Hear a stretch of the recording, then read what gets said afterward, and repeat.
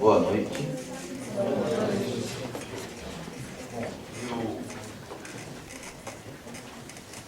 Eu quero agradecer as presenças de todos e de todas, né? Agora é moda falar todos e todas. Então, e agradecer sobretudo a presença do professor Fernando Novaes, que dispensa apresentações. Para quem é estudioso de história no estado de São Paulo, não saber quem é Fernando Novaes é não saber o que é a história. Mas, enfim, eu gostaria de pedir para o professor Fernando ocupar a mesa e pediria que vocês o aplaudissem.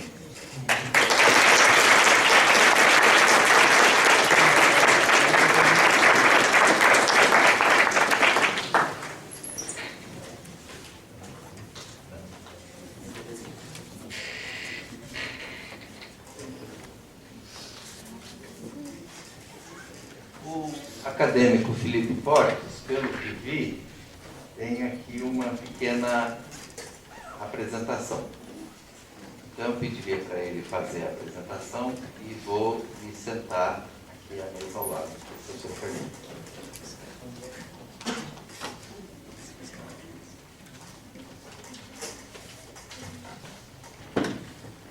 Boa noite a todos. É com honra e entusiasmo que recebemos hoje, em nosso terceiro e último dia do evento, o professor doutor Fernando Antônio Novaes, um dos organizadores do segundo volume do livro Nova História em Perspectiva, base da pesquisa 2014 do Grupo PET História. O presente volume tem como objetivo continuar o assunto do primeiro, mas agora em forma de debates. Os artigos compilados buscam, de forma crítica, discutir os pontos fundamentais da nova história. Não apenas do ponto de vista de seus fundadores, mas também sob a perspectiva de pensadores contemporâneos. A palestra visa analisar as articulações entre a nova e a velha história, debate inserido no livro, elencando a problemática da sobreposição de uma corrente historiográfica sobre a outra como nova. Dentro disso, também argumentar a importância da responsabilidade do historiador diante de diversas perspectivas para a escrita e estudo da história, e principalmente nas articulações do velho com o novo. O professor Dr. Fernando Novaes graduou-se em História pela Faculdade de Filosofia, Ciências e Letras da Universidade de São Paulo, e anos depois se tornou professor no departamento da mesma. Em 1986, transferiu-se para o Instituto de Economia da Universidade de Campinas. Lecionou também no Texas, em Paris, no Instituto de Estudos da América Latina, e nas universidades de Louvain, Coimbra e Lisboa. Gostaríamos de lembrar a todos que, logo após a fala do professor, será aberto um espaço para as perguntas. Sendo assim, eu passo agora a palavra ao professor Fernando Antônio Novaes.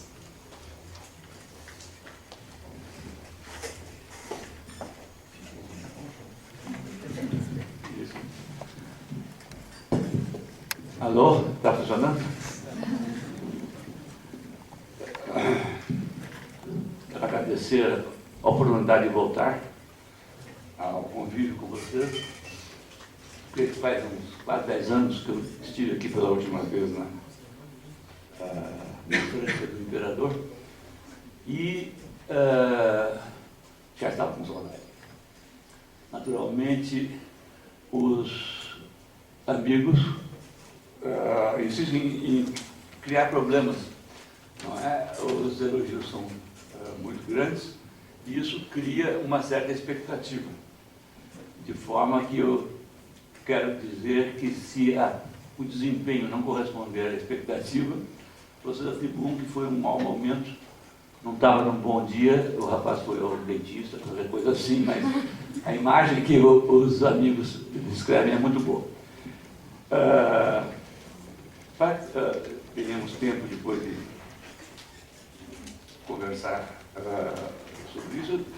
Eu vou tentar sintetizar aqui alguns pontos. Como vocês já estão trabalhando com o livro, eu não vou efetivamente repetir a introdução. Eu vou falar o que nós visamos com a introdução.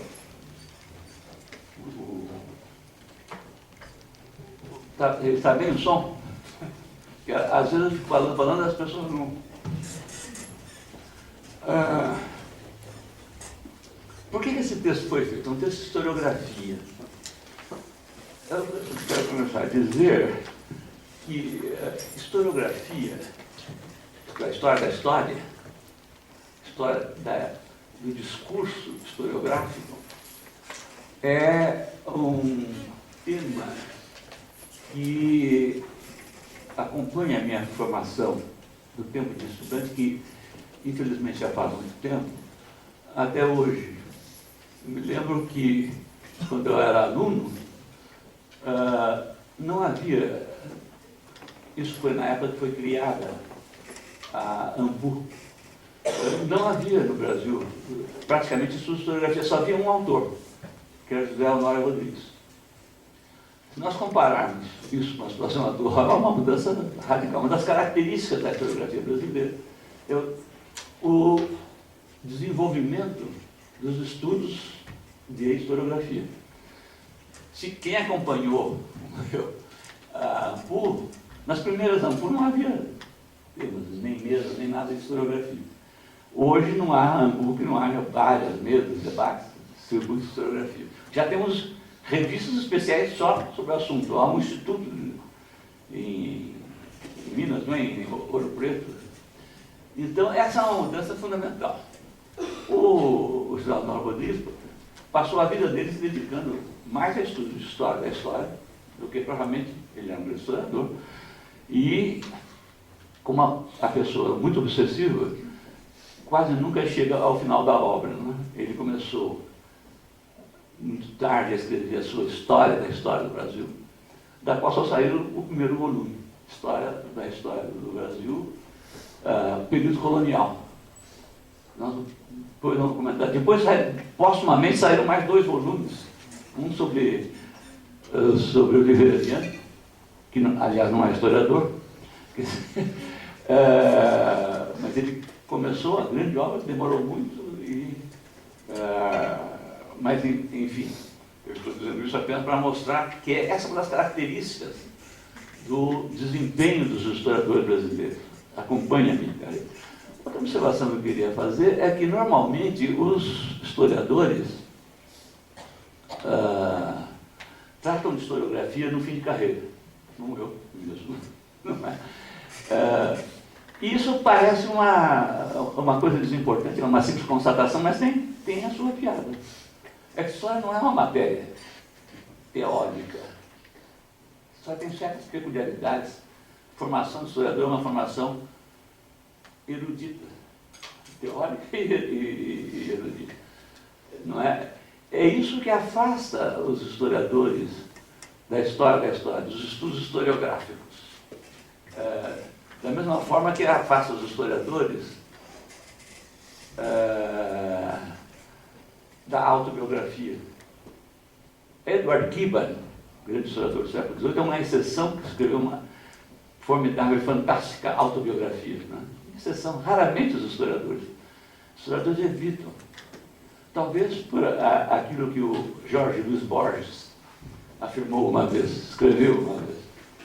O Borges diz que o historiador é aquela pessoa que, temendo enfrentar a própria história, passa a vida tergiversando alheias histórias.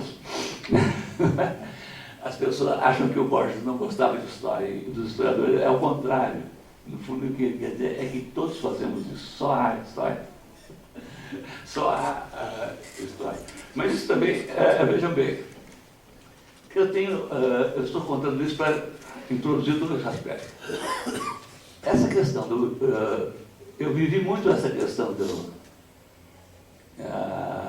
do estudo de história pelo historiador no fim de carreira, não bem fim, mas enfim, já não jovem.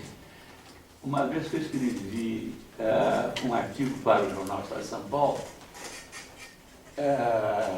isso foi nos anos 80 do século passado, E era um momento em que a historiografia brasileira estava em efervescência. Tinham saído vários trabalhos, muitos trabalhos de história, de série, de nova história, inclusive. Havia muitos trabalhos de historiografia, havia muitas traduções de trabalhos de historiografia.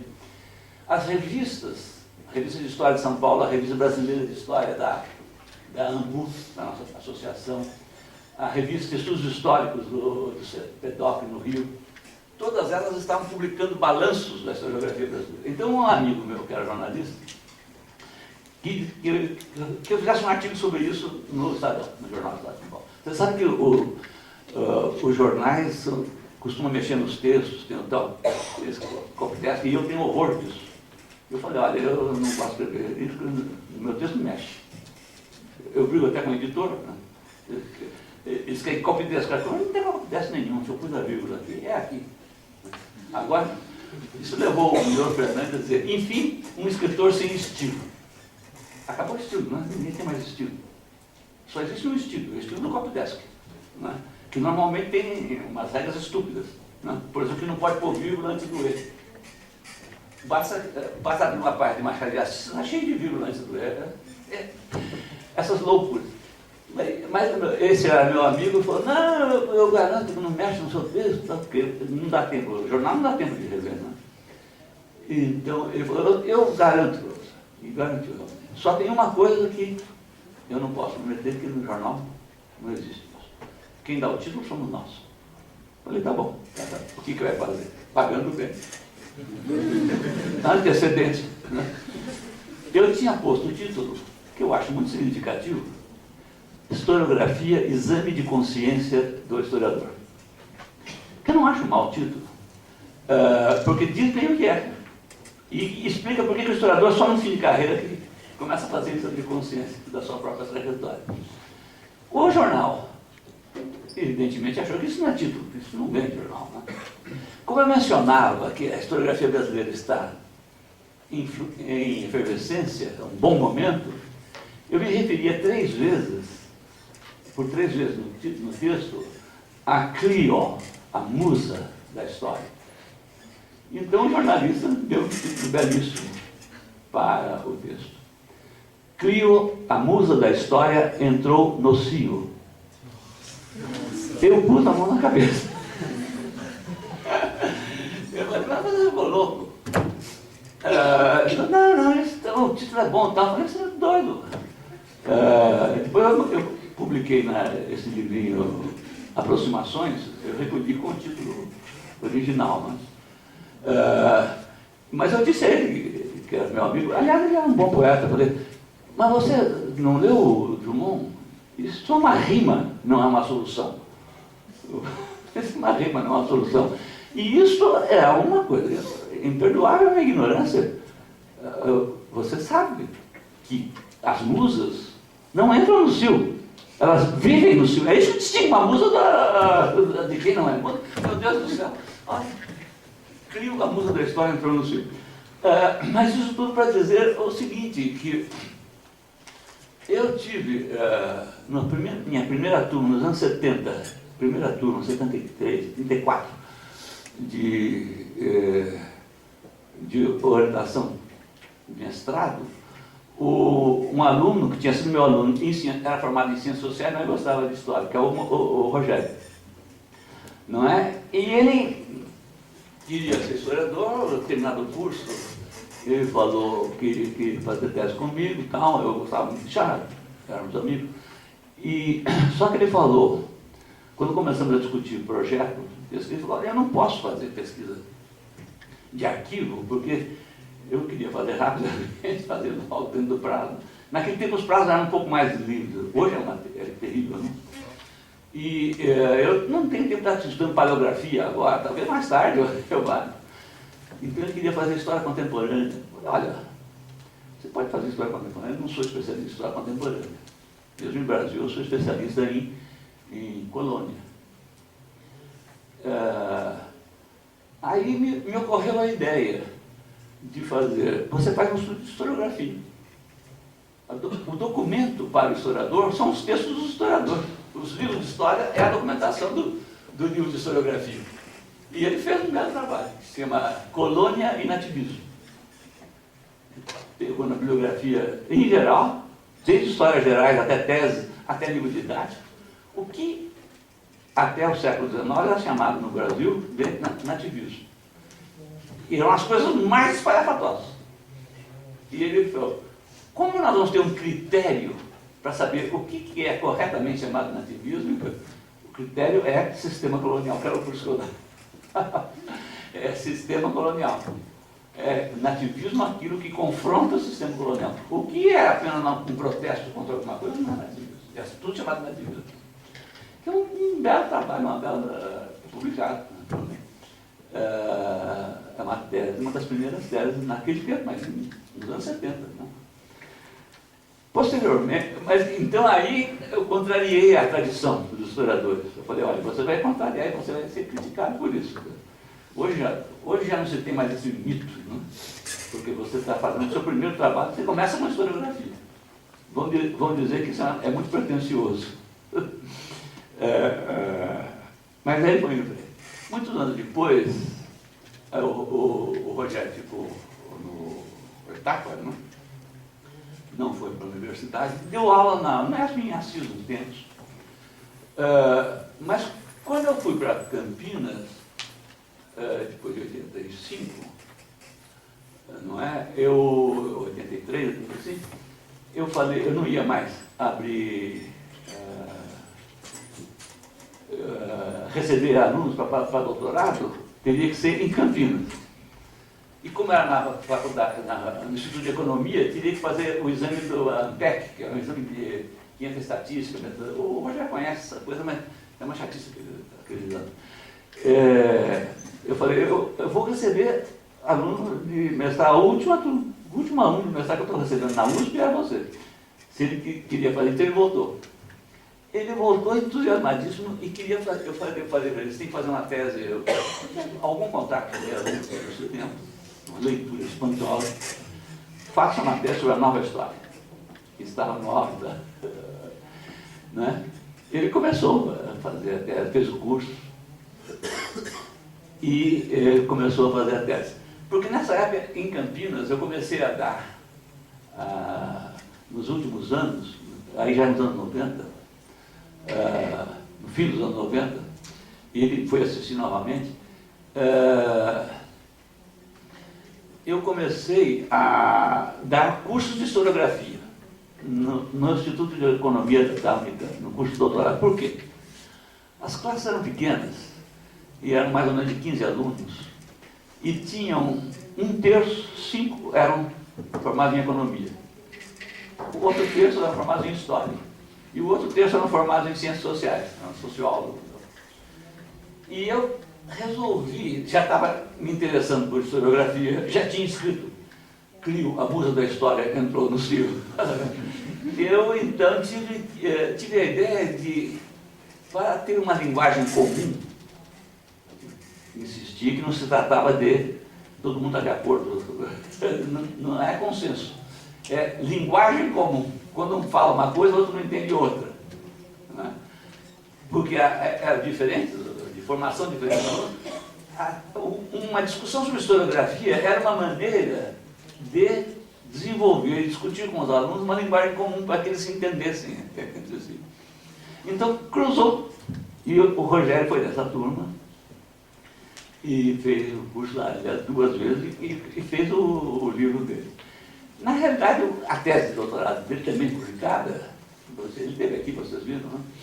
É uma tese sobre devia ser uma tese que tinha 2 partes, a historiografia, a nova história em geral e a nova história no Brasil. Primeira redução foi, não dá para fazer as 2. É muita coisa. Então faz só no Brasil ou só no geral. Mas ele começou a ver o que era preciso fazer, quais são os pressupostos para fazer um estudo de historiografia desse tipo, porque os tipos de estudo de historiografia são vários. Você pode fazer uma tese de historiografia sobre um autor, um historiador, todos os seus livros. Você pode fazer sobre um assunto. Você pode fazer sobre uma nação, historiografia do Brasil. Veja, historiografia brasileira. O que é a historiografia brasileira? São Manuel Rodrigues passou a vida estudando historiografia brasileira e nunca se fez essa pergunta. Qual é o elenco? Quais são os textos? É tudo que se fala, diz respeito ao Brasil, então. Quando uma coisa é tudo, é nada, é não. É a mesma coisa. Vejam bem, se nós tomamos do lado do sujeito, historiografia brasileira é o conjunto de escritos ou de falas, conjunto de discursos a respeito o conjunto de escritos de historiadores brasileiros.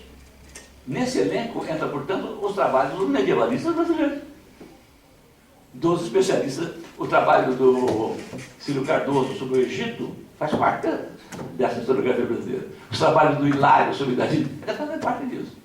Não entram os brasileiristas sobre o Brasil. Que o critério da escolha do elenco, veja, em qualquer estudo de história, o critério de definição do elenco é fundamental. Se o critério é o autor, é o sujeito do texto, são os escritos dos historiadores brasileiros. Se é o objeto, é o Brasil, um brasileiro que escreva sobre a Idade Média ou sobre a Antiguidade não entra. Não entra. E entra toda a avalanche dos brasileiristas. Vejam como. É preciso ter clareza nessas coisas. É isso que se discute em textos de historiografia, num curso de história, isso que eu discutia lá. Agora, quando o assunto é uma escola historiográfica, como no caso da Nova História, quais são os pressupostos? Chegamos à conclusão que, além de pressupostos teóricos, os conceitos que têm que ser usados, é preciso ter um conhecimento de historiografia em geral, do venerável Beda ao venerável Brodel, ou do Heródotos até o Gumbrecht, que resolveu que história são os documentos que falam. Ele leva às últimas consequências as discussões da Nova História, que diz que não há diferença entre o texto do historiador e o texto de ficção, Heidegger, que está aí, é discutido. Se você leva isso às últimas consequências, contra o Gumbrecht, eu costumo dizer que só temos um último argumento. Argumento sindical. Vai ter desemprego. Não há mais história, não há mais historiador. Não há diferença entre o historiador e o sujeito que publica documentos. Vai dar desemprego. Somos contra essa loucura. Deve ficar bem claro, ainda que seja um Brecht. Isto é uma loucura, preciso dizer isso para ele. Ele é um certo engraçado. Conhece o história do Brecht. Então vejam bem, o Rogério se pôs a estudar historiografia em geral e acabou fazendo uma tese que é o pressuposto da tese que ele ia fazer. Fala de história da historiografia. É uma história das histórias da história. É um estudo de meta-historiografia. Na banca, poucas pessoas entenderam o que ele queria dizer. E ele tem uma maneira de dizer as coisas pelo contrário. O Aristóteles, que Deus acha, tinha dito que você conhece um objeto da realidade, dizendo quais são as suas características, aquilo que ele é, ou dizendo aquilo que ele não é. O Rogério tem a tendência a dizer aquilo que não é. Eu tenho a tendência a dizer o que é. Por isso que deu certo essas obras, esse trabalho a quatro mãos, porque eu tenho uma tendência muito afirmativa. O Rogério tem a tendência de nuançar, mas bem assim, ele gosta do meio tom. Ele deve ter dito isso aqui, não? E espero que tenha dado um certo equilíbrio no nosso texto. Como vocês veem, eu gosto muito do texto. Então, ele acabou sendo uma tese difícil de acompanhar, porque houve quem na banca dissesse que isso aqui é uma sequência de resenhas de autores. Não é? Tem uma ideia comum, que é o conceito central da introdução. Nós fizemos depois, fui convidado a trabalhar na COSAC, na IF, e eles queriam. Eu pensei que era para indicar livros, para fazer tradução. Fiz uma série de projetos, eles me pagavam. Simbólico, dá por meio. Depois pararam. Me desentender. Eu me desentendo com editores porque são empresários. E eu sou um anticapitalista mortal, não gosto. O fato do socialismo tinha entrado em colapso e era detestável o totalitarismo soviético, não quer dizer que nós ficamos agora aderindo ao capitalismo. Nós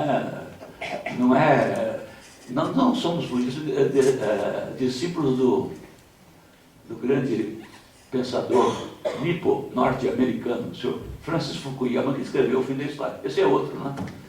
Se acabou a história, acabaram os historiadores, estão desempregados. Esse Fukuyama deve ser enforcado, né? Esse é um inimigo é inimigo da profissão, não é inimigo de classe nem de gênero, é inimigo de profissão. Não, mata o sujeito logo. Em vez disso, convidaram o sujeito para vir aqui para o Brasil, pagaram $5.000 para ele fazer um discurso em Porto Alegre. Aí um jornalista perguntou para ele, mas o que o senhor está dizendo? Que a história acabou? A história continua, tanto que o senhor está aqui falando. Aí ele teve uma ideia genial, né? Primeira e única. Era a história com H maiúsculo. Notável, né? Não sabia se é uma ideia ou uma circunvolução cerebral. O que ele quer dizer? Ele quer dizer que o capitalismo não tem alternativa. É isso que é. Bezarola, né? Muito bem. Deixemos isso de lado. Então, aí com o Sintec, no fundo, o que eles queriam que eu fizesse uns trabalhos da obra. Não faço trabalho por encomenda, não. E detesto fazer trabalho com prazo. Por isso eu não terminei minha carreira. Eu não tenho professor doutor na USP.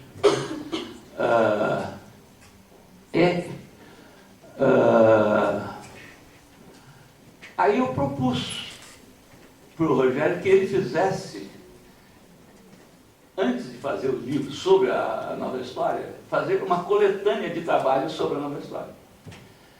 E ele faria a introdução, que é a experiência dele no livro. Então, ele falou, aceito. O editor achou interessante. Ele falou, com uma condição. Nós escrevemos juntos, eu não escrevo sozinho. Aí eu falei, não, tá. Acabamos aceitando e nos entusiasmando. Levamos muito tempo. Levamos, efetivamente, 3 anos seguidos. Nos reunindo todos os domingos, quase todos os domingos, para escrever essas 60 páginas, 70 páginas de introdução. Ao fazer isso, eu acho que foi bom. Eu me desviei de outros trabalhos que até hoje não consegui desencravar, mas foi muito interessante porque deu um certo esclarecimento a questões, dúvidas, que sempre me incomodaram. E que eu vou, ao redigir isso, nós não resolvemos questões, mas nós esclarecemos, equacionamos certas questões. Por exemplo, eu me lembro quando eu era aluno, mais uma vez, lamento, foi nos anos 50 do século passado, os professores de história, lá na Maria Antônia, diziam, eu era muito xereta e ia à tarde assistir o curso de História e à noite ia assistir o curso de Literatura, de Filosofia, de Ciências Sociais, sobretudo. Por isso eu tinha, era tudo junto na Maria Antônia, foi um grande momento. Então, eu tinha amizades entre professores, conhecimento entre professores e colegas, em todas as áreas. Isso era muito bom. E eu notava que os professores de História diziam, História não se distingue das ciências sociais, porque estuda o passado e as ciências sociais do presente. Os professores de ciências sociais também, me lembro, o professor Florestan Fernandes, História e ciências sociais não se distinguem, uma é passado, outra é presente. Não. Pode-se fazer Sociologia do passado e História do presente. Todo mundo dizia isso. Estava um consenso. E todo mundo ficava feliz. E eu ficava infelicíssimo, eu perguntava, mas se não é isso que distingue, o que distingue? Ou não há distinção? Perguntei para vários professores. todos falavam, os de cientistas sociais, não, de história era o levantamento de dados, e ciências sociais a interpretação. Eu ficava furioso. Não é? Os de história davam respostas com dislexias. O único que disse alguma coisa que vale a pena, o professor Eduardo França, que foi o mestre com quem eu trabalhei. O professor França disse para mim, isso é uma boa questão, eu vou pensar nisso. De vez em quando eu falava, mas é aquela questão, ainda não cheguei a nenhuma conclusão. É uma questão dificílima. Eu acho que essa introdução não resolveu essa questão, mas equacionou de uma maneira bem razoável como nós vamos botar aqui. Uma outra coisa que sempre me inquisilou, que se dizia, história é a menos científica das ciências sociais. Os historiadores dizem, a menos científica é a mais abrangente, a mais importante, a mais isso, a mais aquilo. Os cientistas sociais diziam, história não é ciência, história é arte. Os historiadores diziam assim, não, história é ciência. Mas tem um lado de arte, é um pouco arte, um pouco ciência. O que é isso?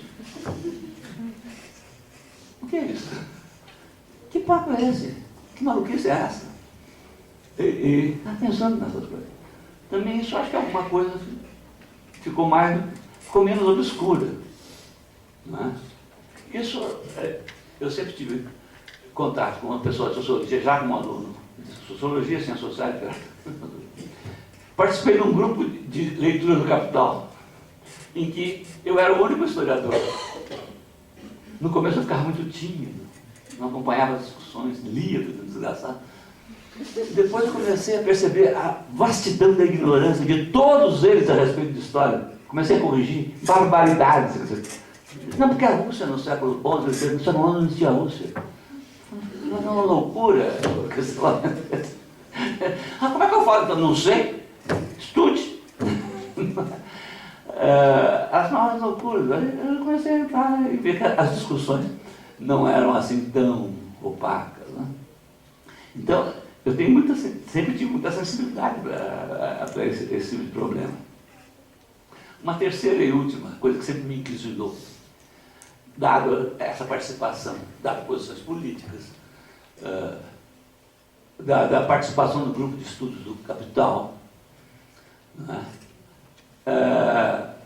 A questão da diferença entre materialismo histórico e interpretação econômica da história. Ainda recentemente, eu fiz parte de uma banca no Instituto de Economia da Unicamp, para contrato de professor, que ia dar aula de História Econômica, no Instituto Econômico. Não vou estar mencionando nome, não. Tinha vários candidatos, e tinha prova escrita, dava uma aula, e tinha uma entrevista. Na entrevista, eu fiz para todos os candidatos, acho que foram 7, a mesma pergunta. Qual é a diferença entre história econômica e interpretação econômica da história? Nenhum respondeu. Coisa com coisa. Nenhum. Eu queria reprovar todos. Os outros menores da banca disseram, você é um sujeito insuportável, assim não é possível, aquele lá não foi tão bom. Acabamos contratando um que era muito bom, até meu. Mas ninguém respondeu nada.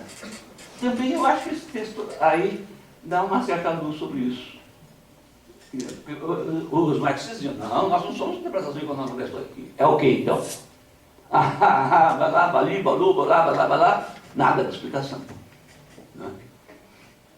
Eu me lembro do meu querido amigo Alberto Sobur, que, questionado pelos alunos em São Paulo da sua falta de ortodoxia marxista, ele costumava dizer, eu sou um historiador marxista, eu não sou um marxista historiador. Também eu sou burro, perguntei, o que ele queria dizer com isso? Também foi pouco cartesiana a resposta. Eu acho que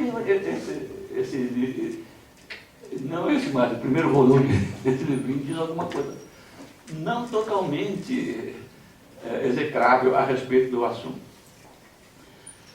Então agora vamos ver, ainda antes de entrar na questão de como é que esse texto, a meu ver, de certa maneira, esclarece um pouco esses assuntos. O objetivo dele era enquadrar a nova história. Mas para enquadrar, esses assuntos tinham que ser resolvidos. Por isso que eu estou falando disso hoje, aqui, porque o texto você já conhece, né? A análise da nova história, as características da nova história, segundo o texto. São duas, né? A nova temática e a desconceitualização. São as duas características da nova história. Para chegar a essa característica, nós passamos por toda a reflexão anterior. Sobre essa reflexão, nós,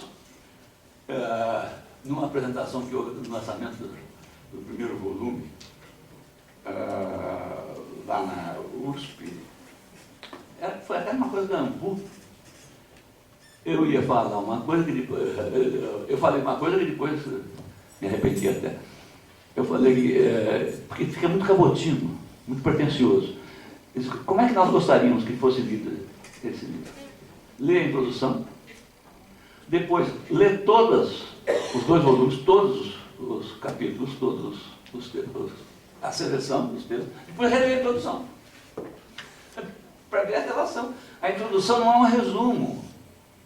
A introdução não é só para explicar, é a última parte da introdução que explica por que são esses textos que estão arrumados dessa maneira. Não é? A introdução pretende ser, não sei se é, mas pretende ser uma reflexão sobre em que incorpora algumas coisas. A postura em face dos historiadores e dos críticos, os historiadores da antiga e nova história, é uma postura de assimilar, não é a favor totalmente e nem contra totalmente nenhum dos textos. Por exemplo, Hayden White. Nós dialogamos aí com Hayden White.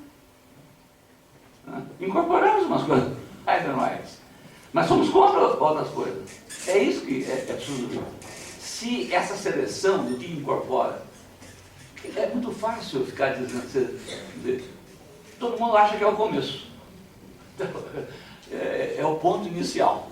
Nunca, como se a história anterior não existisse.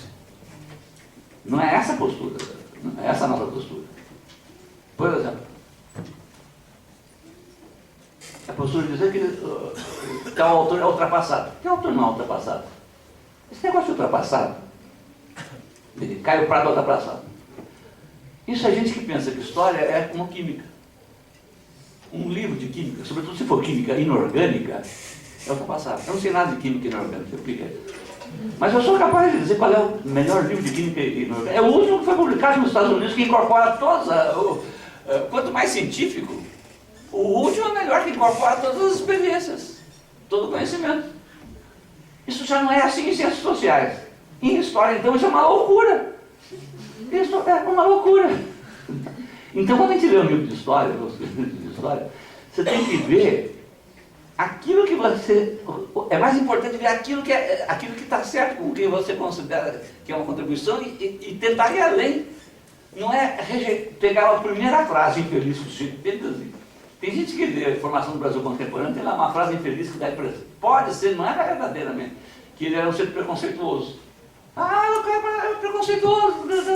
Ele é um homem rico da família Prata. E joga fora o livro. Doidos, não é? Então veja. É claro que é pretencioso, mas eu vou chamar a atenção para certos aspectos aqui. Essa reflexão, eu quero chamar a atenção para o seguinte: ela parte de consensos, de certas afirmações que são consensuais, mas das quais não se analisam, não se tiram normalmente, em alguns autores, há inspirações. Mas claramente eu não conheço que formule certos pressupostos. Vou dar exemplo disso. E certas decorrências. Essa é a característica da reflexão. Ela parte de consensos e examina seus pressupostos e suas decorrências. Vamos dar exemplo. dar 3 exemplos. Primeiro, é uma platitude. A diferença entre história 1 e história 2. O Rogério já falou aqui sobre isso, como ele fez uma tese de meta-história, ele fala história 1 e história 2, né? Ele costuma falar H1, H2, ele pôs mais 3 e 4, porque ele fez de meta-história, a história da história da história. Mas aqui, vamos simplificar. História 1 e história 2. É um consenso. Todo mundo sabe o que é história 1, o que é história 2. História 1 é o acontecer humano. Não é isso? O que é história 2? É a narrativa, é o texto, é a história. Acontecimento e a história discurso. Tá? Todo mundo está de acordo. Nunca vi alguém que fosse em desacordo com isso.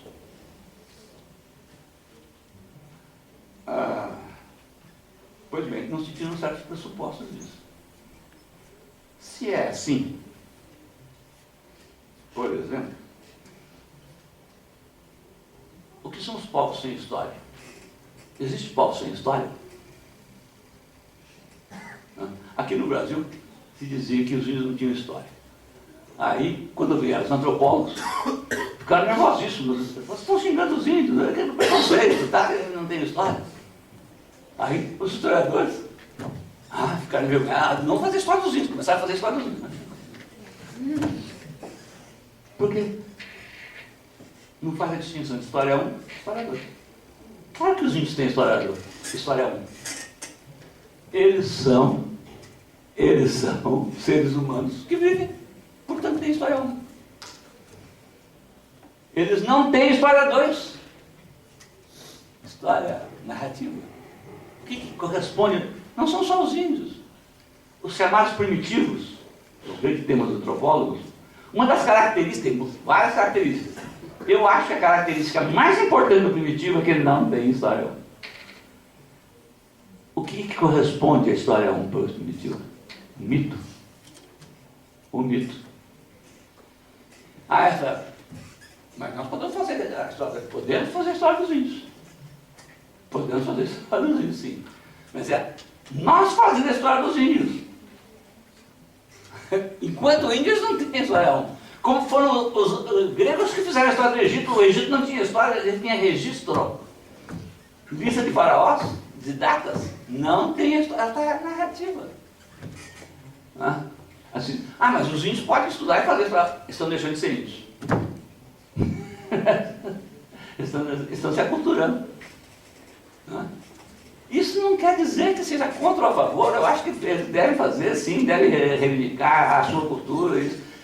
É preciso tirar da cabeça essa ideia de que para defender os índios tem que falar loucuras. Índio mesmo não tem história. Eles já sofreram um processo de tribalização terrível. Querem manter a sua cultura falando em português, ou voltando a língua, e querem fazer a história. Agora tudo bem, faz. Isso é um fenômeno que os antropólogos vão estudar depois. Porque a antropologia tem essa dificuldade.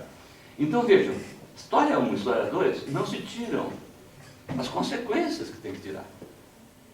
Os pressupostos e as decorrências. Isso pode orientar a ver diferença entre história e antropologia, que ajuda a entender a nova história. No diálogo com as ciências sociais, a nova história é aquela que se aproxima mais da antropologia. É o que dizem os nossos historiadores. Na realidade, não se aproxima da antropologia, aproxima da etnologia, da etnografia. Outro pressuposto de diferença de história 1 e história 2 é a infinitude do objeto da história. E qual é o objeto da história? É o acontecer humano. Mas o que é acontecer humano? Isso é muito vago. A resposta é todo o acontecer humano, de qualquer tipo, em qualquer tempo, em todos os lugares. Tudo isso é objeto da história. Se um historiador não estudou um acontecimento, ou não ficou o registro, não quer dizer que ele não possa vir a ser objeto da história. Se aparecer uma referência, ele pode ser objeto da história. Por que os historiadores preferiram tal objeto e não outro? Isso é um outro objeto de história. De história da história. Então, vejam bem, o que caracteriza, vejam o que eu estou chamando de pressupostos do consenso que não se tiram, que nós procuramos tirar aí. Se esse é o objeto do discurso do historiador, significa que a característica principal do discurso do historiador é a sua infinitude, indelimitabilidade. Por isso que o Paul Veyne, como Anthony Crie d'Histoire, né? A gente sempre deve meter um pouco de francês para pegar bem. Vocês vão ser professores, eu aconselho sempre, saiam do assunto. Ninguém aguenta 1h30 sobre o mesmo assunto, é uma chatice total. Então, a gente deve sempre sair do assunto, porque aí os que estão ouvindo, eu quero ver onde que esse sujeito vai parar. Deve tomar cuidado para saber voltar. Nunca, pode perguntar para o público, né? Está falando do que mesmo? Isso pega mal, nunca mais é contado. Então, saiam sempre do assunto para manter a atenção, mas voltem direito ao assunto. Voltamos ao Paul Veyne. O Paul Veyne tem uma frase, ele escreveu um livro que vocês conhecem, não é o texto que está aí, como Anthony Crie d'Histoire, um livro Como se escreve história. Ele já vai no subtítulo, é um dos poucos historiadores que tem formação filosófica, porque ele é especialista em história antiga, sabe grego. Ele conhece bem filosofia grega. Né? Ele começa um livro chamado Como se escreve história. Subtítulo, Ensaio de Epistemologia. É para complicar, não? Aí ele começa o livro assim, L'histoire n'existe pas. Escreve um livro sobre como se escreve a história e começa com essa frase, a história não existe. Só que ele com 2 pontos. Il n'y a que histoire de. Só existe história de. Por quê? Porque história de, o que vem depois do de, dentro da infinitude do objeto, limita alguma coisa. História do Brasil, história dos Estados Unidos, história da Rússia, história do amor, história do odor, história do sexo, história econômica, história política, social. Vai variando. Mas é sempre ter alguma coisa. Porque uma coisa que fosse história, só. Isso ele não diz, né? Eu inventei. O livro, naturalmente, seria escrito em francês. O autor seria Deus. História só pega todos os acontecimentos humanos desde sempre todo tipo, todo lugar. Ia se chamar Dieu et son époque. Né? E depois disso estávamos todos os empregados, que não há mais do que o texto. Né? Dieu et son époque. Mas não se tira essa conclusão. Esse pressuposto gravíssimo. Por quê, querido? Se o objeto da história é indelimitável, nós podemos começar a entender por que a história não pode ser bem uma ciência. Isso que me inquietava tanto. A história não pode ser bem uma ciência. Basta pegar qualquer manual de metodologia, de lógica da ciência, de metodologia da ciência, seja das ciências humanas, seja das ciências exatas, seja em geral de lógica da ciência. Todos eles repetem, outro consenso. Uma ciência se caracteriza por 2 componentes. Primeiro, um objeto claramente delimitado. Segundo, um método adequado a este objeto. Essas são as 2 características. O que caracteriza o objeto da história? A indelimitabilidade, a sua infinitude. Portanto, nós podemos entender agora que não é questão de falar que a história necessariamente não pode ser uma ciência como as outras, nem as sociais, porque ela não divide o seu objeto. Qual é o critério de divisão do objeto? É o das ciências sociais para a história. Eu verei em seguida. Então, a diferença entre história 1 e história 2 dá lugar a pressupostos, que dá lugar a decorrências. A infinitude do objeto dá lugar a pressupostos e decorrências, que são a base para o estudo de história geral da historiografia. O terceiro e último exemplo, a antiguidade da história. A antiguidade da história é afirmada em todos os livros de história geral da historiografia, de história da história, todos os livros começam com a antiguidade e falam, a história é muito antiga. Todo mundo é contente. A história é tão antiga quanto a filosofia e a arte. Tanto assim, estou deixando de lado uma polêmica que eu vou deixar de lado para não complicar. Há uma polêmica se na Grécia era história mesmo. Eu acho que era a linha dominante na historiografia, que é a linha de Chapelain na França. Mas há uns alemães, Heusen, por exemplo, que dizem que não, a história na antiguidade não era. Nós aqui lemos como história. Os gregos não tinham a percepção, a necessidade da construção da memória histórica. Eu acho isso errado, mas enfim. A antiguidade da história é afirmada. A história, tanto antiga, tem uma ciência, tem uma musa. As ciências não têm musa. Né? A filosofia tem, a história tem, as artes têm. Né? Imaginar musa de economia. Melhor nem pensar, né? Musa de economia é uma coisa impensável, né? A história tem musa. Então é arte. Não é arte. Mas os historiadores têm maneira de dizer que são cientistas. Qual é o grande pressuposto disso que eu não vi, eu não conheço? Tem um livro que é do John Burroughs, History of History, que foi recentemente traduzido numa péssima tradução. O Rogério fez um levantamento dos erros da tradução para a editora Record, que é uma editora de best-seller. E disse que o mínimo que se podia fazer é retirá-lo do mercado, que compromete toda a tradução. Tem erros assim, crassíssimos. O juramento do jogo da pedra está o juramento do tênis de mesa. O jogo da pedra da Revolução Francesa.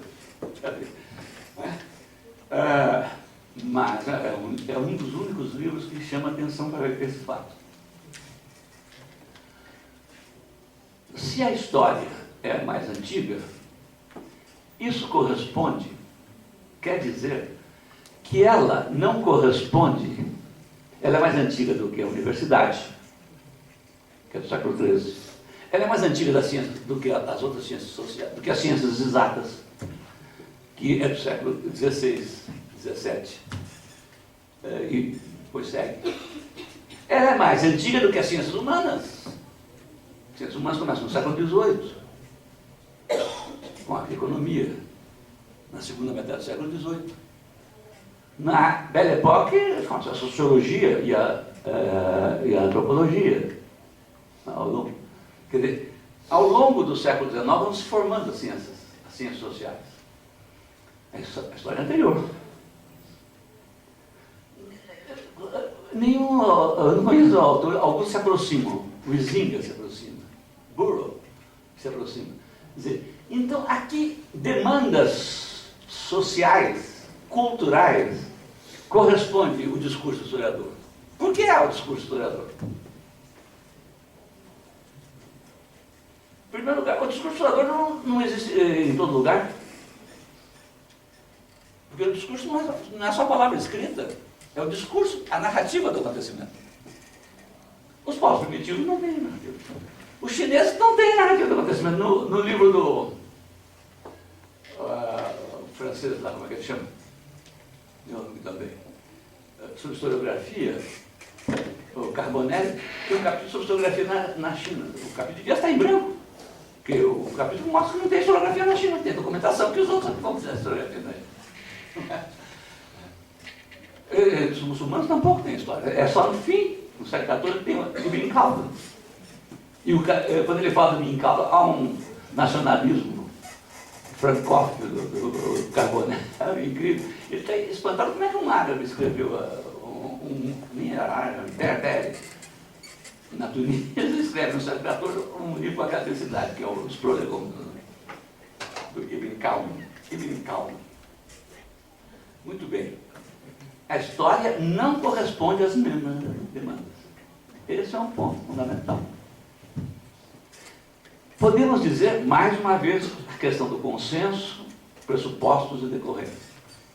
Muito bem, podemos associar o aparecimento da economia política à Revolução Industrial.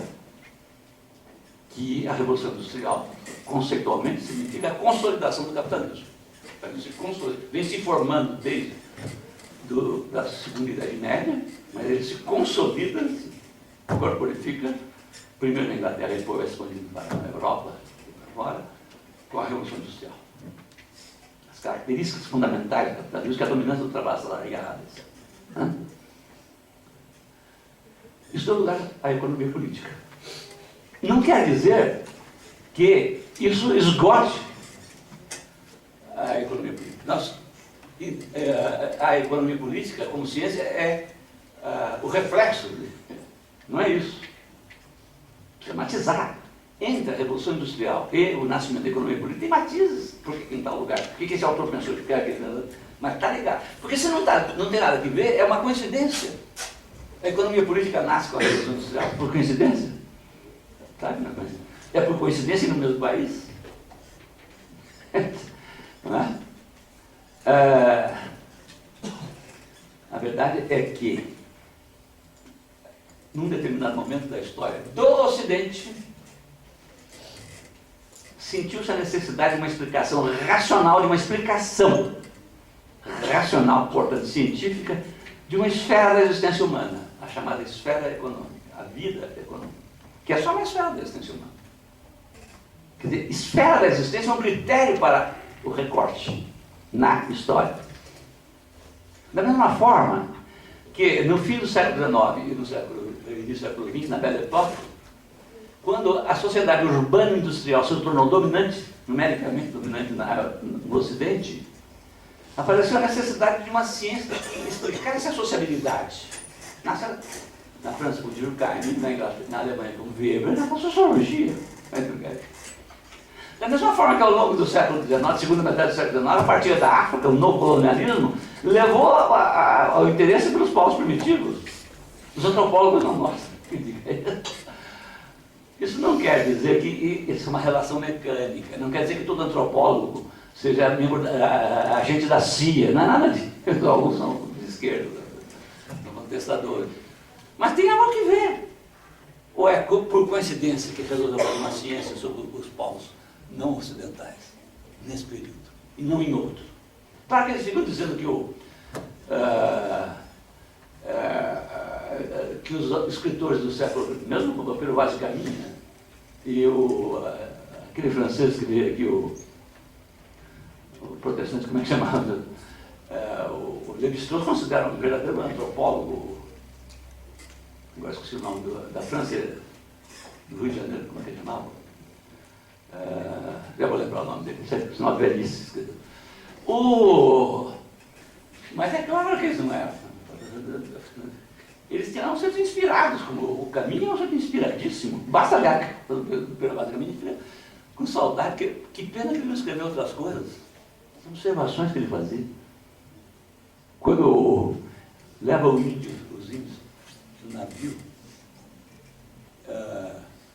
o Pedro Álvares Cabral se veste e põe um colar de ouro, mostra o colar de ouro para os índios apontam para a terra. O Caminho escreve. Todos começaram a dizer que ele queria dizer que tem ouro na terra. Por quê? Aí o Caminho falando, nós queríamos que tivesse ouro na terra. Mas provavelmente eles estavam apontando para a terra porque eles queriam voltar. Eles estavam com medo do navio. Eles viram uma galinha, saíram correndo. Vieram para tomar um vinho melhor francês, esborrifou na cara do... Imagine a coisa como ele... A nudez das Índias. Ele fala, num texto de 12 páginas, ele fala 6 vezes. Cada 2 páginas tem a nudez. Elas estavam nuas. Tem um texto que ele fala, elas estavam tranquilamente nuas, nós aí ficamos incomodados. Olha, quer dizer, eles são antropólogos, né? E não adianta por hoje. É o Lévi-Strauss que ele... Bom, esta é a observação fundamental. A história não corresponde a isso. Não havia capitalismo, burguesia, imperialismo, sociedade urbana industrial.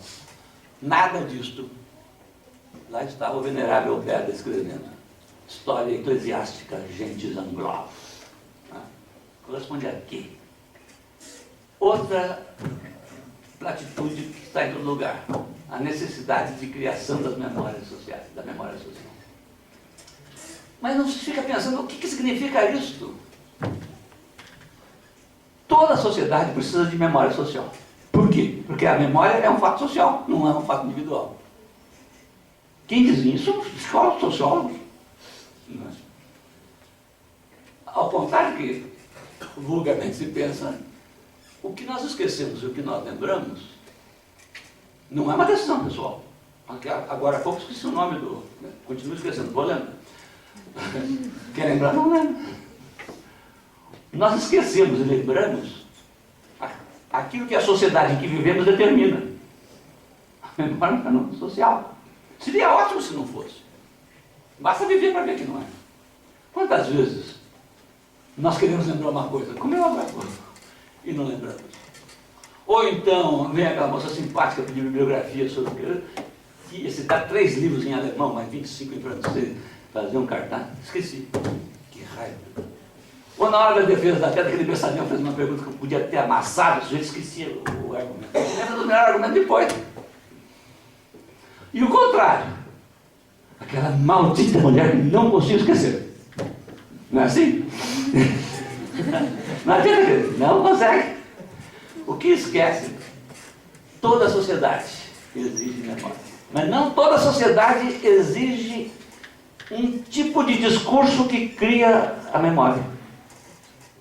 É uma sociedade, a nossa sociedade, a sociedade judaico-cristã, a sociedade ocidental, herdeira, ao mesmo tempo, da tradição grega, greco-latina, da cultura greco-latina, e da religião judaico-cristã e do cristianismo. Esta sociedade não forma a sua memória por motivos religiosos e políticos. A herança grega, a herança grega é a polis. A herança judaico-cristã é a religião. Isso se funde na Idade Média. Exige a narrativa do acontecimento. Tem que contar as coisas que aconteceram, como aconteceram. Os outros povos não têm essa coisa. O Huizinga, grande historiador Huizinga, é Huizinga, né? Flamengo. Mas aqui no Brasil nós vamos ajustando, virou Huizinga, né? Nós aqui somos muito à vontade. Ninguém vai falar Huizinga, isso é palavrão. O Huizinga tem uma frase, ele tem uma maneira de dizer isso belíssima, né? Ele diz: nós estamos condenados a ajustar contas com o passado. Nós. Os índios não estão falando. Quando a gente fala isso, os antropólogos acham que estão falando contra os índios. Quem que diz que é bom? Necessidade maior, sabe? Eles têm seus mitos. Aliás, nós também temos mitos. Também temos. Mas, no nosso caso, ao lado do mito, precisa a narrativa do acontecimento. Vejam bem, a narrativa do acontecimento pode ser que não seja verdadeiro. É a narrativa de que aconteceu. Isso distingue o discurso mítico do discurso historiográfico. O que distingue? O discurso historiográfico, o discurso histórico. A temporalidade é fundamental. No mito não existe temporalidade. A história do mito já aconteceu, está acontecendo e continuará acontecendo sempre. Os mitos gregos, os mitos dos guaranis, todos os mitos. Essa é uma diferença. Tem um antropólogo moderno, Marshall Salins, que diz que não há diferença entre, tem uma nota aí sobre isso, entre o mito e o discurso do mito e o discurso da história. Isso é a morte da história. Eu fico danado com os meus orientantes, sobretudo as orientantes, como a Kate Moss, mas tem muitos, vocês todos sabem disso. Ficam citando esses sábios, mas isso é inimigo de profissão, não para com esse negócio. Uma aluna foi lá, na introdução, usou o Marshall Salles, tinha na banca uma antropóloga, ela já está falando mal a antropóloga, bem feito. Não, falei depois, mas na hora me defende. Tem que defender hoje, não vai. Esse tipo de louco que faz a agressão contra, elas são bandidos. Né? Bom, embora em alguns casos então vejam, a história corresponde a algo mais antigo. Isso levou o Rogério à elaboração disso que aí nós chamamos, insistentemente, tem uma comentarista do livro que diz que nós repetimos 15 vezes, não foi 15, foi 13, ela contou 2 a mais, o conceito de o ponto de vista da história geral da historiografia. O que é o ponto de vista da história geral? É uma coisa aparentemente simples. Considerar que a historiografia, na sua inteireza, ela tem mudanças, que são as escolas históricas. Mas essas mudanças não envolvem corte epistemológico. Não envolver corte epistemológico significa que tem que ser considerado na sua inteireza. Não há uma ruptura a partir da qual você possa considerar deixar de lado o anterior. É isso que não é um corte epistemológico. Há mudanças, tudo muda, mas não há corte epistemológico. Essa é a característica da história. Ao fazer isso, veja bem, nós já começamos a criticar a maior parte dos estudos de história da história que parte do pressuposto de que é um corte epistemológico. Ao mesmo tempo, começamos, a partir desse momento, por que nós fazemos isso? Porque, isso nós insistimos aí, porque o discurso do historiador, o discurso do historiador, sabe um erro de gramática que eu tenho ótimo, né? Quando você faz isso na televisão, é muito canal. Quando você fala ele, o discurso do historiador, ele, minha professora no escolar dizia, pronome é uma palavra que fica no lugar do nome. Se você diz nome, não pode pôr pronome. O discurso do historiador, ele não, senhor, nota 0. O discurso do historiador visa a recompor, reconstituir o acontecimento. Antes e depois das ciências sociais. A historiografia mais recente, como a historiografia mais anterior, visa sempre. Esse não é o objetivo da ciência social. Por isso é que não há ruptura, porque ela mantém. Começamos a ilustrar a diferença entre história e ciência social retrospectiva, que é aquela questão inicial que eu coloquei. Vejam bem,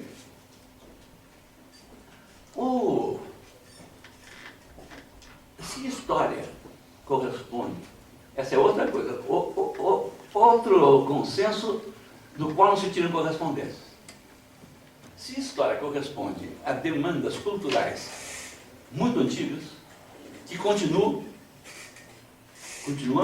tendo que acertar contas com o passado, ao contrário do que quer o senhor Bessarion, o senhor Fukuyama. Né? Se é assim, nós podemos começar a pensar, isso está em todos os livros de história da história que diz isso. A história anterior à ciência, mas não tira uma decorrência. Se a história é anterior às ciências, na história da vida intelectual em geral, pega a história da arte, a história da ciência, pode-se, na história do pensamento em geral, na história das ideias em geral, pode-se discutir o impacto das ciências sobre a história não o universo. É preciso ficar claro isso. A história já existia. Começou a haver sociologia, economia, antropologia, etc. Quando a história, ela, ao se formar, exerceu um impacto sobre a história. Não há impacto da história sobre as ciências sociais. Essa é a primeira observação para começar a ver. O segundo impacto, qual foi esse impacto? Ao longo do século XIX, o aparecimento das ciências sociais dá lugar a um diálogo da história com as ciências sociais, que vai crescendo, que chega no seu cume em 1929 com a criação dos análises. Os análises institucionalizam o diálogo. O diálogo ocorria, não é só os debates da année sociologique do Durkheim com a revista historique do Monod e depois com os próprios análises. Claro, não é só debates nas revistas, não é só livros de debate, houve mesas redondas, debates em seminário. O simples fato das obras serem publicadas, obras de história, elas não podem ignorar a sociologia, a economia. Imagina se está fazendo uma história depois que a economia se constituiu, ele tem que tratar desse assunto. Então, é um diálogo necessário, é mais do que debate, é diálogo. Isso, em primeiro lugar, fez com que, como a ciência, no século XIX, o século XIX é chamado ao mesmo tempo de século da história, porque a história se tornou profissional, primeiro na Alemanha, depois na França, na Inglaterra, em toda parte, a história antes era separada, ela se tornou profissional. E foi para a universidade. História na universidade, antes, na faculdade de teologia tinha história da teologia, na faculdade de filosofia, da filosofia, na escola de medicina. Medicina não era faculdade no começo, né? Nem direito. Escola de direito. Por isso que em Paris tem Rue des Écoles, no quartier lá, Rue des Écoles, que é a escola de direito. Faculdades de conhecimento, quando é criada a universidade, são 3. Teologia, falar com Deus. Faculdade de ciências, para estudar a natureza. Faculdade de letras, para estudar a humanidade. Tem que ter 2 escolas de apoio. Não é faculdade de conhecimento, é coisa secundária. Imagina isso os juristas nos ouvem falar. Mas nós somos aqui intramuros, podemos falar à vontade.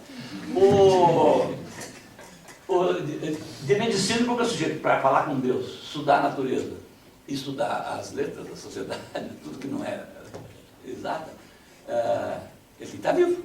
Então precisa ter medicina que o sujeito não morra. Porque os mortos têm... A fala dos mortos com Deus é outra que nós, infelizmente, não sabemos. Não basta estar vivo, precisa ser gente. Precisa viver em sociedade. Precisa viver numa sociedade juridicamente organizada, política. Por isso tem que ter direito. Só por isso. Escola. É a partir do século XVI, com o Renascimento, que a faculdade de teologia começa a ter teologia e filosofia, e depois vai ficando cada vez filosofia. E direito e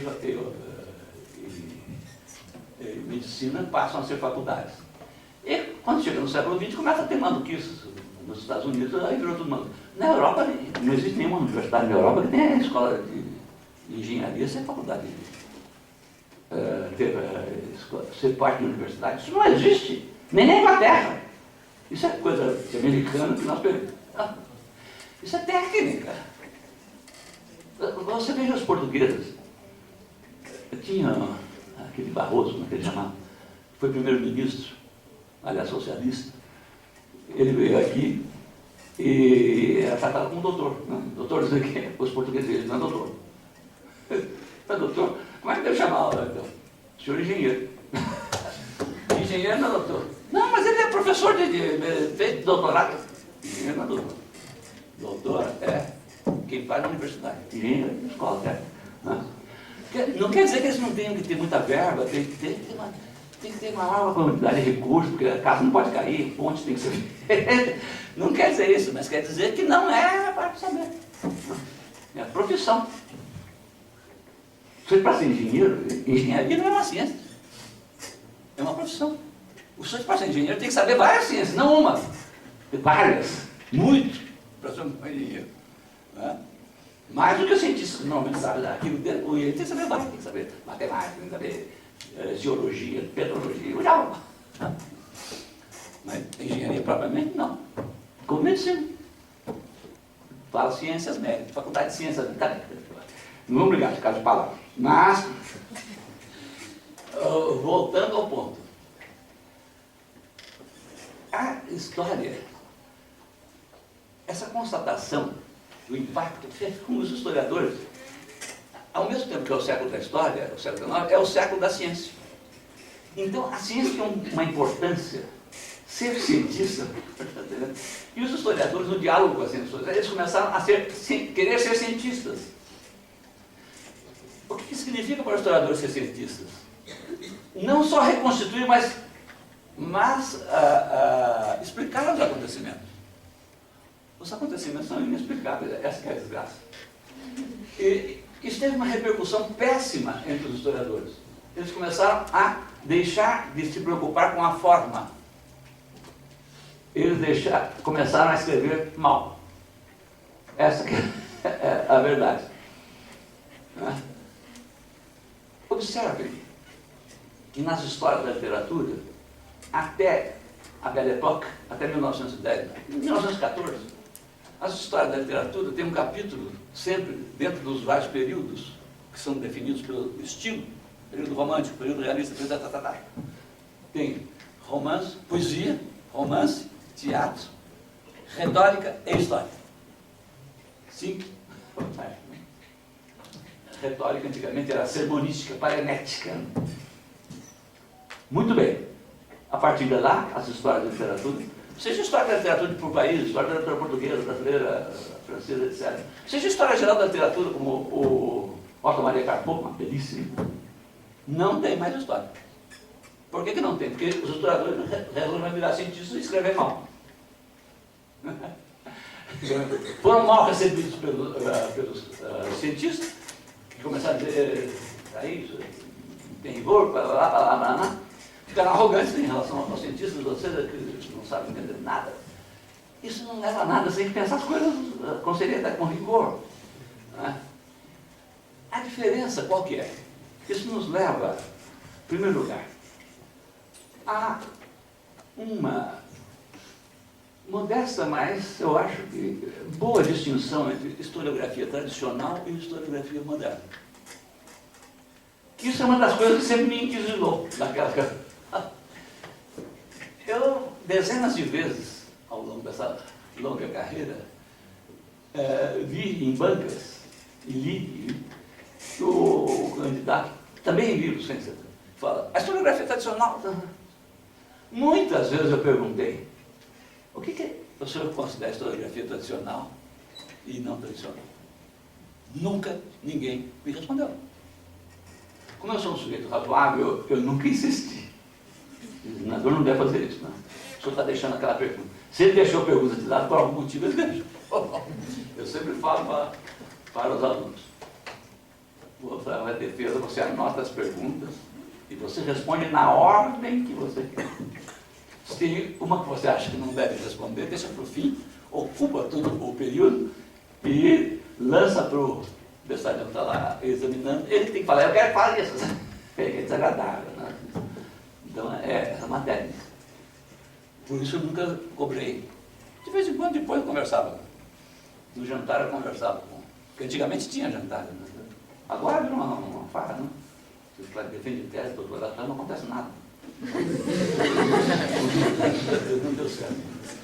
É como essas faculdades que tem nos lugares e não tem boemia, né? Eu já fui para muitos lugares aí no Brasil, não vou estar citando. Eu sempre pergunto. Antigamente, eu era mais jovem, levava um exemplar do meu livro para a biblioteca e depois perguntava, bom, agora quem é que vai? Toma umas e outras aí, às vezes, não, aqui não tem. Já não aconteceu. Perguntei para a pessoa errada. Perguntando 3 vezes, não tem mesmo, nunca mais volto aqui.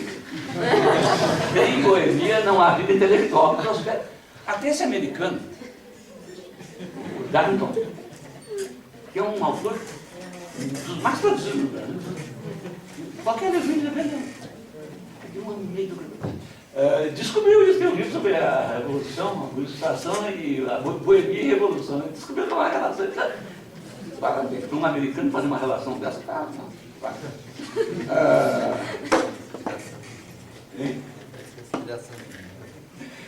Desculpe, eu me conter aqui nas minhas idiosincrasias. Mas veja, na realidade, as pessoas quando falam de historiografia tradicional, é uma coisa muito simples. Quem são os tradicionais? Os outros. Todos os outros.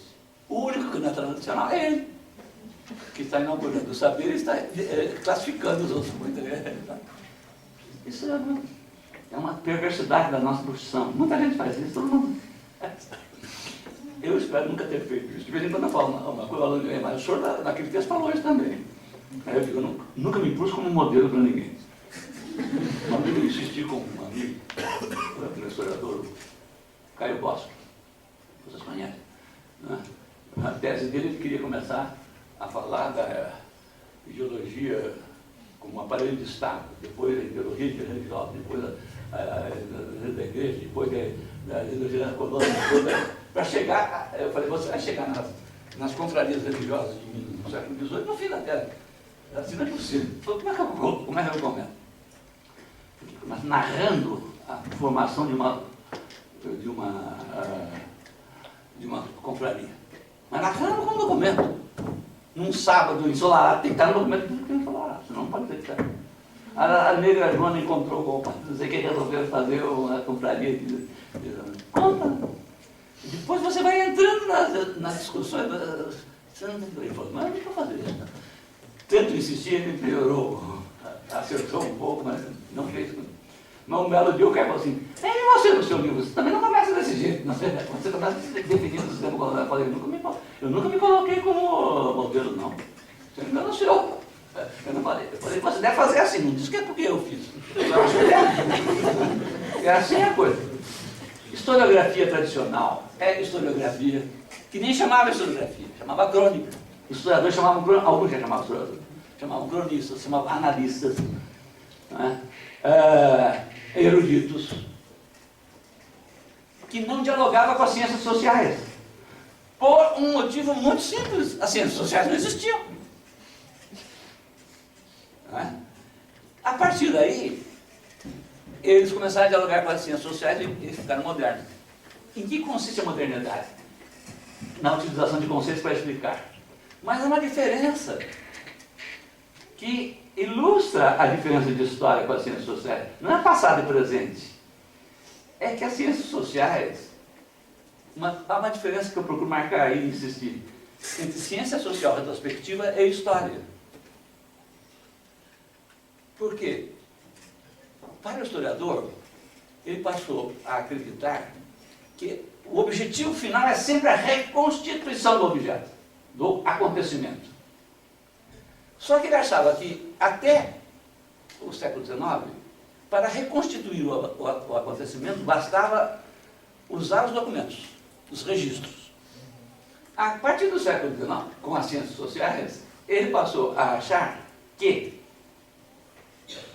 os acontecimentos só podem ser reconstituídos, claro, com os documentos, iluminados por uma camada interior de conceitos.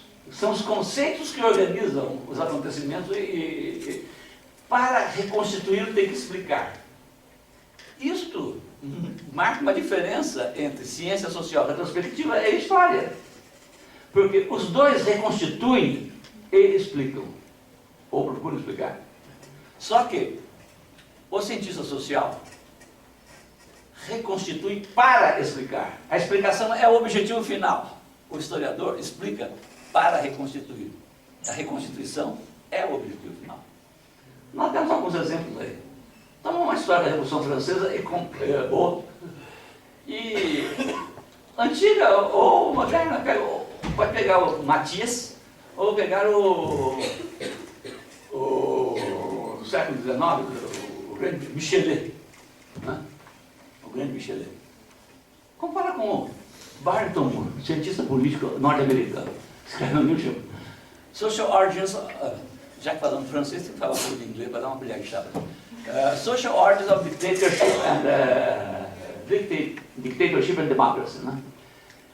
Esse cientista social norte-americano, o livro ficou famoso, compara 6 revoluções. Na francesa, a independência americana, a russa, e um capítulo sobre a revolução na Índia, onde não houve revolução nenhuma. Só mesmo um cientista político norte-americano inventou uma revolução na Índia. Não há revolução na Índia, todo mundo sabe isso. Não houve revolução na Índia. A Índia tem Buda. Mas vai se comparar o capítulo sobre a Revolução Francesa. Qual é o assunto dele? Qual é o assunto do Michelet? A Revolução Francesa. Ele usa conceitos, o Michelet, sobretudo Matias. São mais ou menos os mesmos conceitos do que o outro. Só que ele quer fazer, ele pegou o pretexto, esse e outros, para fazer uma teoria da Revolução. É isso mesmo. A teoria nunca é o objeto final do historiador. Essa é a diferença. A isso está ligado que não pode ser totalmente, por isso é mais interessante. Agora, o critério é saber qual é o critério das ciências sociais. O critério das ciências sociais, elas recortam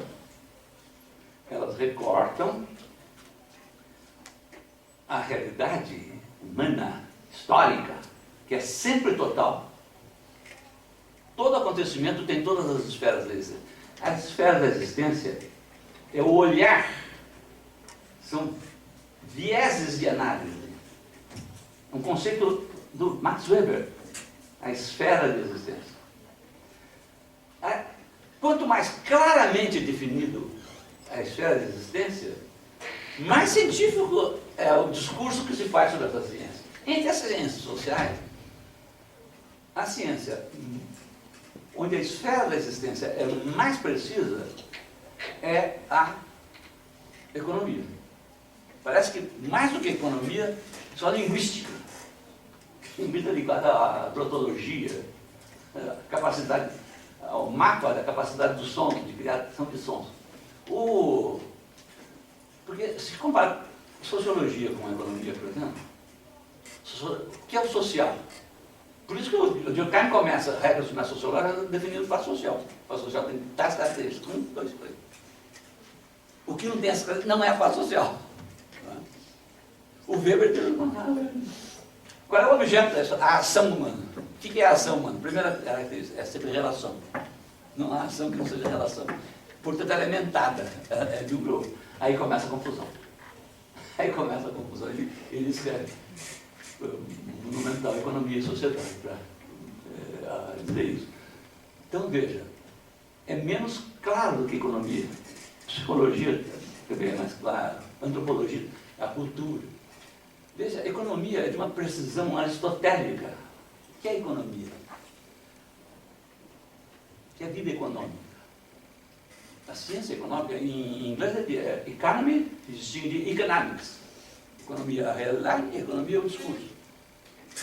Não é economy ou é economics. O economy, a vida econômica, é aquela esfera da existência humana que diz respeito à produção e consumo de bens econômicos, vírgula, isto é, vírgula, objetos, vírgula, materiais ou não, vírgula, úteis e escassos, ponto final. Esta é uma definição aristotélica. Uma definição aristotélica você não pode incluir nenhuma palavra que você vai além do objeto. Não pode tirar nenhuma palavra, senão você fica aquém do objeto. Tá certo? A esfera da existência que diz respeito à produção e consumo de bens econômicos, isto é, objetos materiais ou não, úteis e escassos. Ponto final. Resultado das ciências sociais é a mais científica. Resultado, a mais monótona.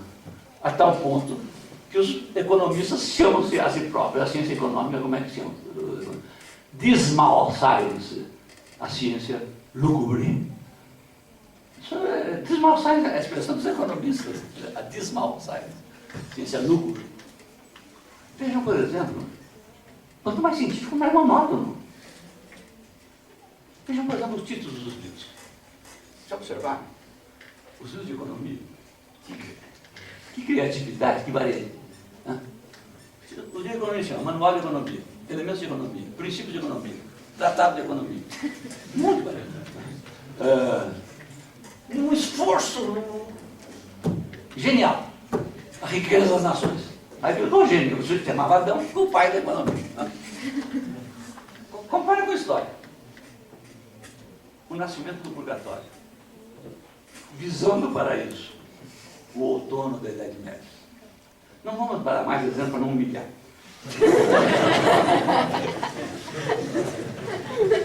Perante a crise dos paradigmas, os cientistas começaram a discutir conceitos muito loucos.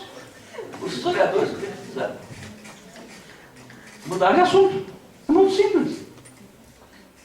A crise dos paradigmas, os conceitos globais não estão funcionando tão incríveis, temos que inventar outros conceitos mais ajustados.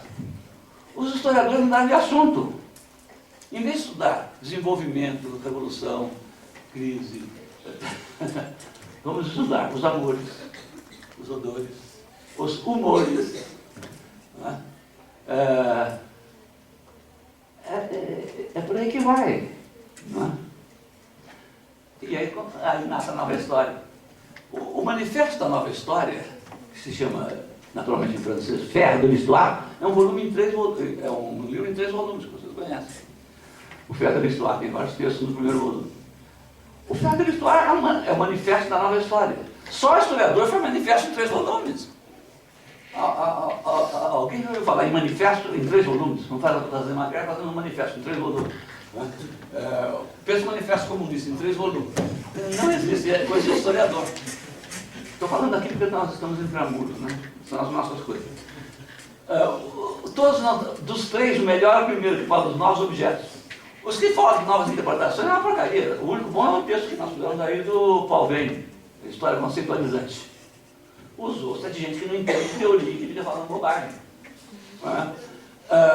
E tem um outro, também tem umas coisas interessantes, novas abordagens.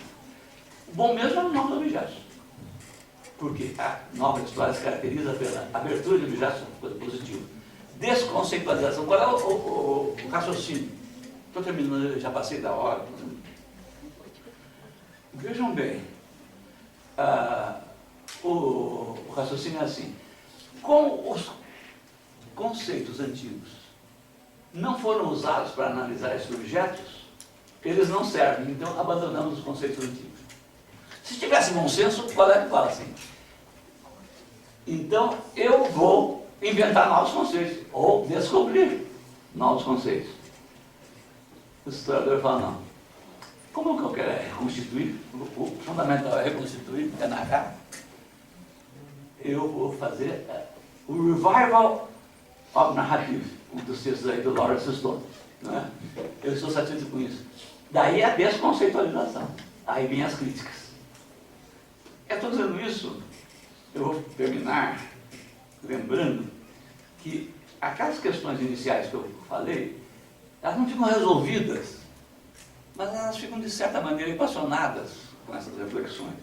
A última que eu estava falando é a seguinte: como é que fica o marxismo nessa?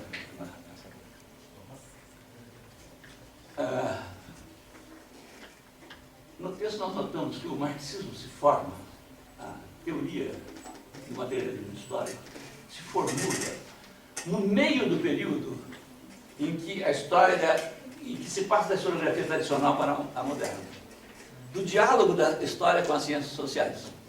Né? Diálogo da história com as ciências sociais. A contribuição à crítica da economia política é de 1859, 1867 é o primeiro volume do Capital, 1890 e tal é o segundo e terceiro volume feito pelo Engels. Nesse período, o Engels publica a obra dele. Quer dizer, é no bojo, no meio da discussão de história com as ciências sociais, quando se está discutindo história científica, que os Marx e o Engels, não é a partir de história, da historiografia, é a partir da filosofia hegeliana, mas nada nos impede de examinar desse ponto de vista. Porque nós não nos sujeitamos à ortodoxia. Examinado do ponto de vista da história da historiografia, como é que se situa a formação, a elaboração do materialismo dialético?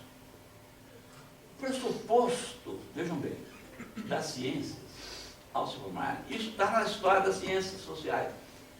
O que não está, mais uma vez, é o pressuposto e a decorrência. Elas nascem da necessidade de certas esferas da existência serem explicadas. Ao nascer e se desenvolverem, há uma coisa que fica demonstrada. É a incapacidade de analisar todas as esferas da existência ao mesmo tempo.